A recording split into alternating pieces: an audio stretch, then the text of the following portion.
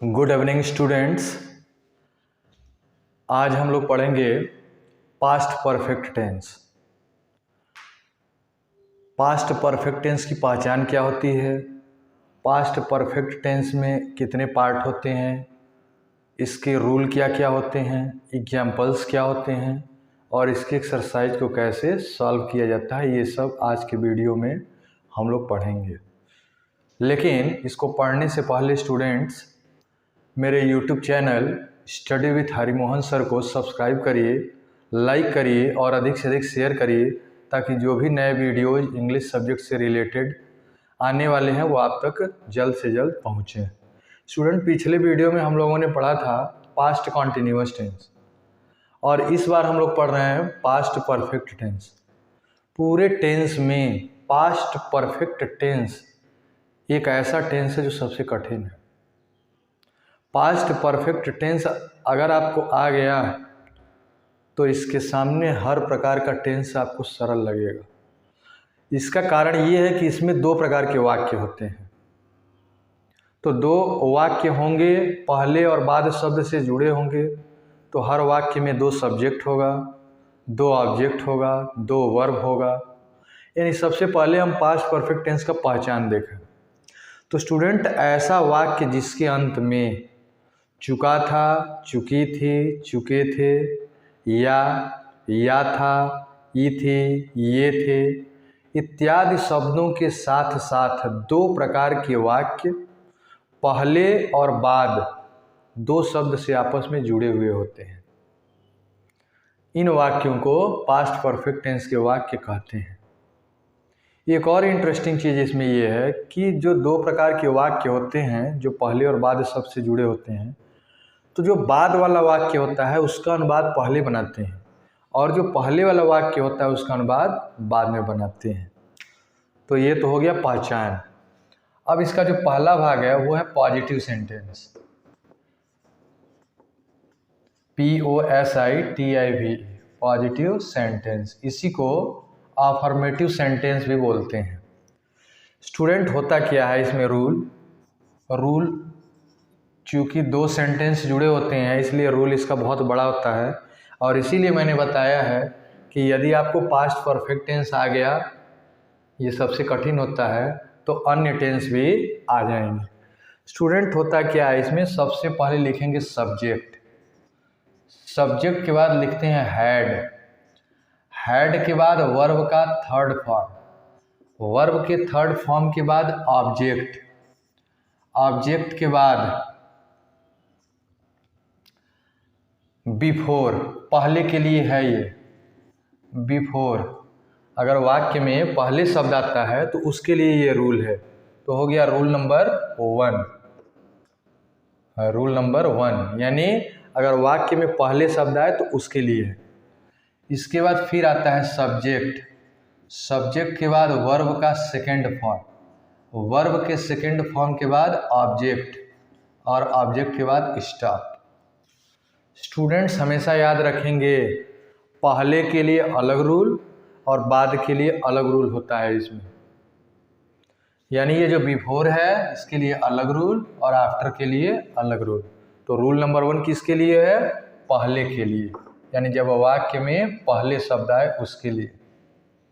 हम एक एग्जाम्पल बता रहे हैं इसका। मेरे स्टेशन पहुंचने के पहले ट्रेन प्लेटफॉर्म से जा चुकी थी। दो प्रकार के वाक्य हैं, पहले शब्द से जुड़े हैं। मेरे स्टेशन पहुंचने के पहले रेलगाड़ी प्लेटफॉर्म से जा चुकी थी। बाद वाला सेंटेंस है रेलगाड़ी प्लेटफॉर्म से जा चुकी थी। तो पहले बनाएंगे रेलगाड़ी प्लेटफॉर्म से जा चुकी थी, रेलगाड़ी का लिखेंगे ट्रेन, सब्जेक्ट हो जाएगा। इसके बाद हैड और जाने का गो होता है, थर्ड फॉर्म हो जाएगा gone, GONE। Train had gone, कहाँ से जा चुकी थी, तो प्लेटफॉर्म से। तो train had gone from platform. अब लिखेंगे बिफोर। तो पहला सेंटेंस क्या है, मेरे स्टेशन पहुंचने के पहले, मेरे का माई नहीं लिखेंगे, आई ही लिखेंगे। तो बिफोर आई और पहुंचने का रीच होता है, सेकेंड फॉर्म होता है रीच्ड और स्टेशन पहुंचने, तो स्टेशन का हो जाएगा बिफोर आई रीच्ड स्टेशन।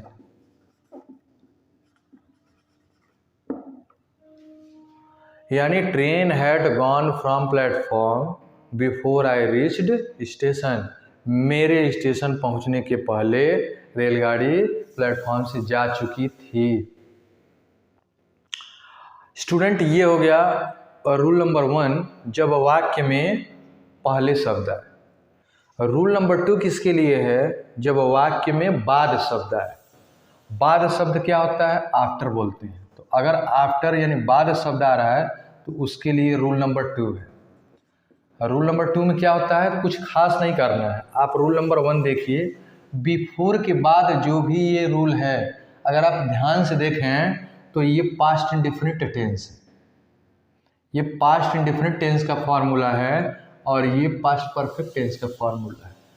ये पास्ट इंडेफिनिट टेंस के फॉर्मूले को पहले लगा देंगे और पास्ट परफेक्ट टेंस के फॉर्मूला को बाद में लगाएंगे और बीच में रख देंगे आफ्टर। तो क्या होगा इसमें?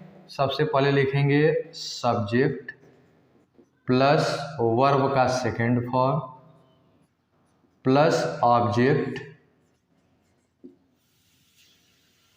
प्लस ये बाद वाला है तो यहाँ पर लिखेंगे आफ्टर, फिर प्लस इसके बाद इधर का ये पूरा रूल लिखेंगे subject plus had plus verb का थर्ड फॉर्म प्लस ऑब्जेक्ट। ये हो गया बाद के लिए। जैसे हम एग्जाम्पल बता रहे हैं, ध्यान से इसके एग्जाम्पल को समझिएगा, क्योंकि सेंटेंसेस बड़े बड़े हैं इसलिए ध्यान से इसको समझना पड़ेगा। अध्यापक के कक्षा में आने के बाद चपरासी तीसरी घंटी बजा चुका था। अध्यापक के कक्षा में आने के बाद चपरासी तीसरी घंटी बजा चुका था। तो चपरासी तीसरी घंटी बजा चुका था, बाद का सेंटेंस है उसको पहले बनाएंगे। तो चपरासी तीसरी घंटी बजा चुका था, चपरासी का लिखेंगे प्यून, बजाने का रिंग होता है, वर्ब का सेकेंड फॉर्म लिखेंगे rang. Peon rang third bell, तीसरी घंटी third bell. Peon rang third bell. इसके बाद लिखेंगे आफ्टर, और पहला सेंटेंस क्या था? अध्यापक की कक्षा में आने के बाद। तो लिखेंगे टीचर आफ्टर टीचर, और इसके बाद हैड, कम का सेकेंड फॉर्म केम और थर्ड फॉर्म होता है कम, तो कम ही लिखेंगे। कहाँ? इन the class, in the class. ये हो गया सेंटेंस। स्टूडेंट, हम बार बार बोलना है, again and again I tell you, बहुत कठिन होता है पास्ट परफेक्ट टेंस। अगर समझ में आ रहा है तो कोई कठिनाई नहीं है, क्योंकि 2 सेंटेंस होते हैं इसलिए बहुत ध्यान से देखना है इसको। और बिफोर के लिए अलग रूल है, आफ्टर के लिए अलग रूल है। स्टूडेंट, अब हम इसके निगेटिव सेंटेंस को पढ़ेंगे। पॉजिटिव में 2 रूल है, ऐसे निगेटिव में भी 2 रूल, आफ्टर और बिफोर के लिए अलग अलग। फिर इंट्रोगेटिव में भी अलग 2 रूल, इंट्रोगेटिव निगेटिव में भी।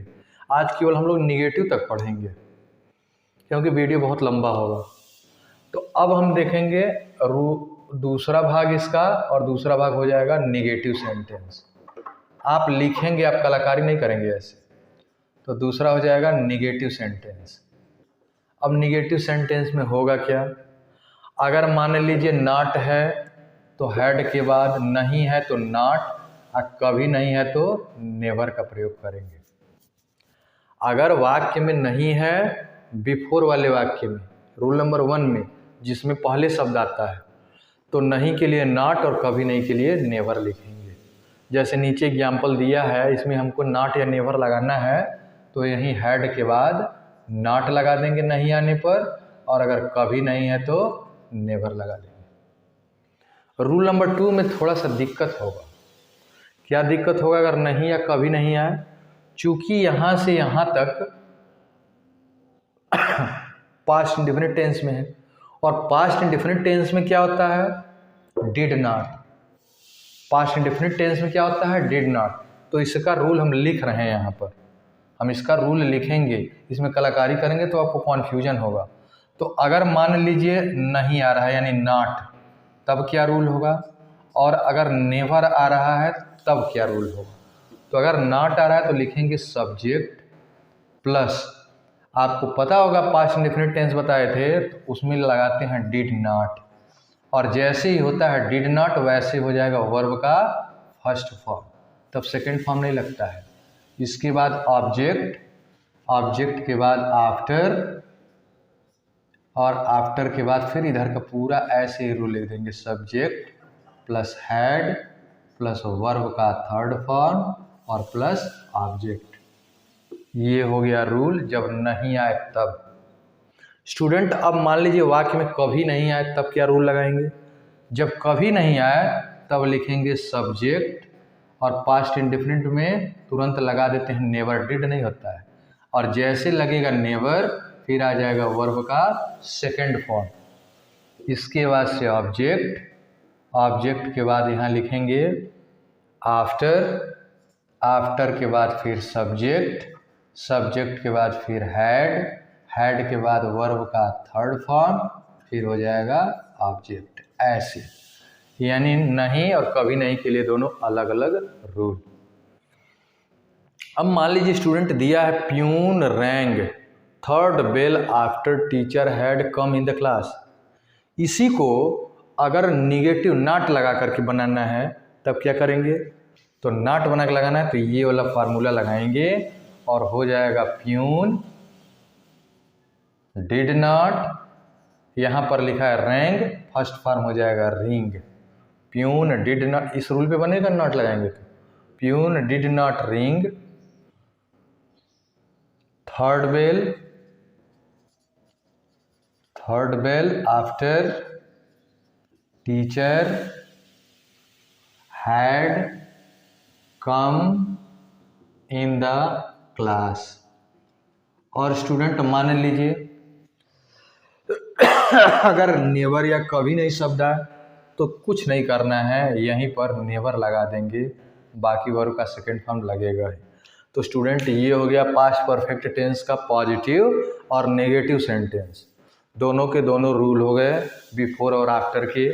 नेगेटिव में नहीं और कभी नहीं के भी हो गए। अब बच रहा है इंट्रोगेटिव और इंट्रोगेटिव नेगेटिव, जिसको स्टूडेंट हम अगली वीडियो में पढ़ेंगे, क्योंकि ज़्यादा पढ़ लेंगे, बड़ा सेंटेंस है और बड़ा रूल है तो रिएक्शन कर देगा। रिएक्शन मतलब उसको पढ़ेंगे तो अपच हो जाएगा, अपच बोलते हैं, हाँ रिएक्शन हो जाना, पाचन तंत्र सही नहीं रहेगा, क्योंकि बहुत ज़्यादा हो जाएगा तो लिमिट से ज़्यादा होगा, तो दो ही आज रहने दिया जाए, पॉजिटिव और निगेटिव सेंटेंस, इंट्रोगेटिव और इंटरोगेटिव निगेटिव सेंटेंस अगले वीडियो में। आप एक काम करेंगे, अपने ग्रामर ट्रांसलेशन की बुक खोलेंगे, उसमें इसका आपके स्टैंडर्ड के अनुसार दिया होगा एक्सरसाइज, उसको आप सॉल्व करिएगा। 10 कम से कम बनाइएगा इंग्लिश टू हिंदी और 10 हिंदी टू इंग्लिश। और कोई अगर इसमें दिक्कत हो, कोई प्रॉब्लम हो तो नीचे कमेंट बॉक्स में ज़रूर पढ़ें। और हाँ, वीडियो समाप्त करने से पहले मेरे YouTube channel study with Hari Mohan sir को सब्सक्राइब करें, लाइक करें, अधिक से अधिक शेयर करें, ताकि जो भी नए वीडियो आने वाले हैं इंग्लिश सब्जेक्ट से रिलेटेड वो आप तक पहुँचें। धन्यवाद।